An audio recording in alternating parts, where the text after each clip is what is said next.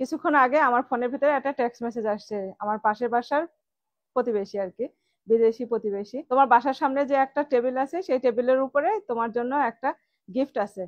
তো যাই হোক, ভাবলাম যে কি গিফট আছে, আর বিদেশি প্রতিবেশী আমার জন্য আজকে আবার কি নিয়ে আসলো। তো আপনাদেরকে সাথে করে নিয়ে যেই দেখি। ও মাই গড, দেখেন কি যে সুন্দর একটা জিনিস নিয়ে আসছে। এই যে এটাকে এভাবে আর কি গাছের সাথে হ্যাং করে রাখা যাবে। এরকম আমার আরো অনেকগুলো আছে, তো ও বুঝছে যে আমি এগুলাই পছন্দ করি। আর সে আমাকে হঠাৎ করে এই গিফট কেন দিল জানেন? কারণ হইতেছে তার ছেলেকে আমি 2 দিন স্কুলে নামাই দিছি। ও হচ্ছে সকালে কাজ করে, তো ও হচ্ছে ওর বাচ্চা নামাইতে পারে না, ওর শাশুড়ি আছে। শাশুড়ি হচ্ছে যে সবসময় বাচ্চারা স্কুলে নামায়। শাশুড়ি হচ্ছে নিউ ইয়র্কে গেছে 4 দিনের জন্য, তো আমাকে বলছে যে আমি যেন একটু ওর বাচ্চারা স্কুলে নামাই দিই।